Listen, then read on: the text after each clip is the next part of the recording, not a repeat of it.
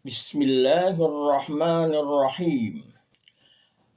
Dalam lintasan sejarah pemikiran, pencarian kebenaran selalu menemukan jalannya melalui berbagai corak pendekatan.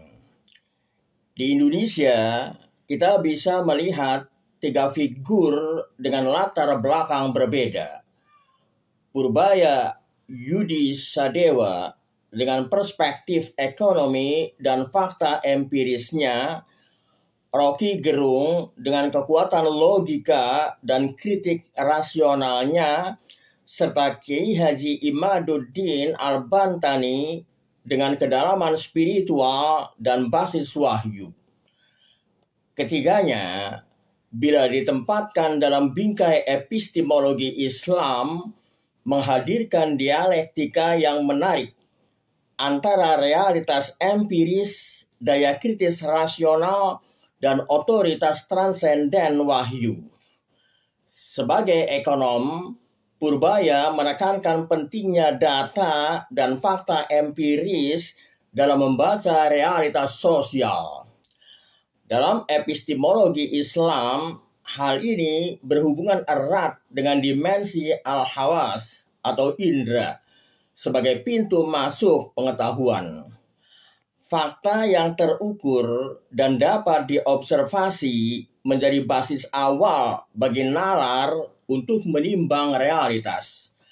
Dalam istilah klasik, hal ini sejalan dengan ungkapan Innal hawasa hiya awwalul madariki wa minha yantakilul aqlu ilal ma'qulati.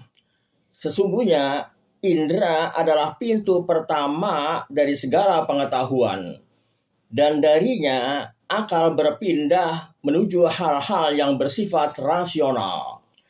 Dengan demikian, posisi Purbaya bisa dipandang sebagai penjaga agar pengetahuan tidak terlepas dari realitas konkret yang dialami masyarakat. Rocky Gerung menghadirkan kekuatan logika, kritik, dan rasionalitas dalam menimbang kebenaran. Dalam epistemologi Islam, akal bukanlah sekedar alat logis, tetapi juga mizan atau timbangan untuk menimbang baik buruk dan benar salah. Pandangan Rocky ini mengingatkan kita pada tradisi filsafat Yunani hingga modern, di mana kebenaran harus diuji secara rasional.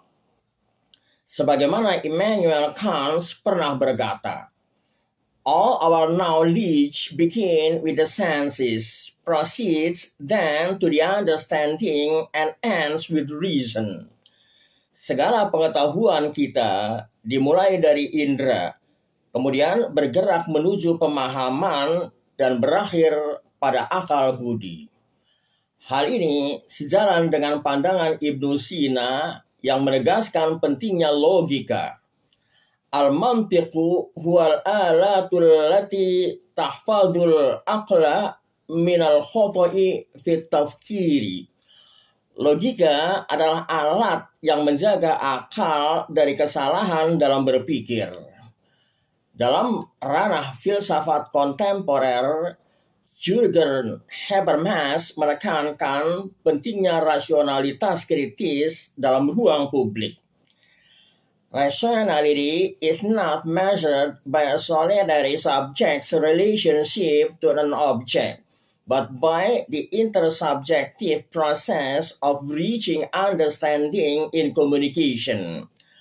Rasionalitas tidak diukur dari hubungan seorang subjek dengan objek, melainkan dari proses intersubjektif untuk mencapai pemahaman dalam komunikasi.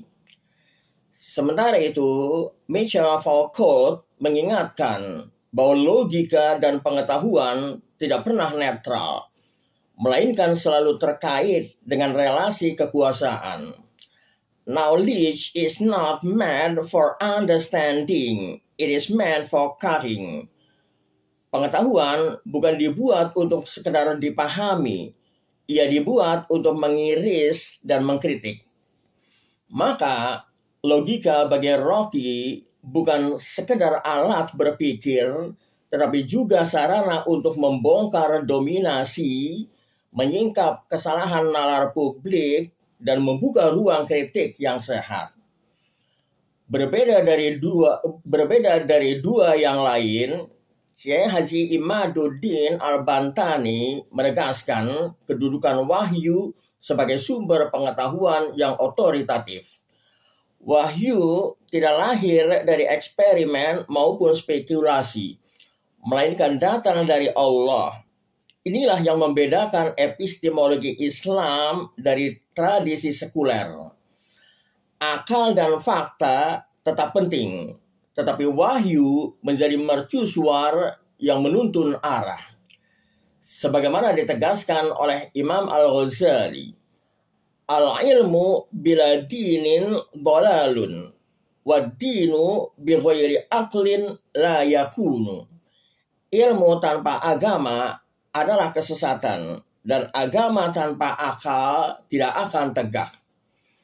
Kutipan ini sejalan dengan pandangan Kiai Haji Imaduddin Al-Bantani yang menekankan integrasi akal, ilmu, dan wahyu. Dalam salah satu pengajiannya, beliau menyampaikan, akal adalah cahaya, ilmu adalah jalan, dan wahyu adalah petunjuk. Jika ketiganya dipadukan, manusia tidak akan tersesat dalam hidupnya. Penjelasan ini menunjukkan bahwa bagi Kiai Haji Imaduddin, wahyu tidak meniadakan akal dan pengalaman, melainkan menyinari serta menuntunnya menuju kebenaran yang lebih tinggi. Ibnu Khaldun, seorang pemikir besar Islam, menyajikan pandangan yang khas mengenai pengetahuan.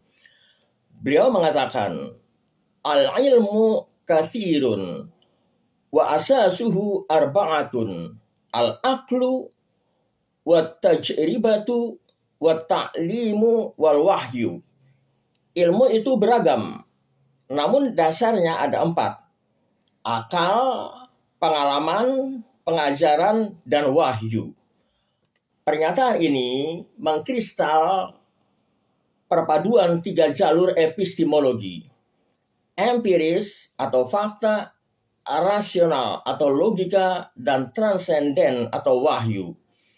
Disinilah letak harmoni antara Purbaya, Rocky, dan Kiai Haji Imaduddin Al-Bantani.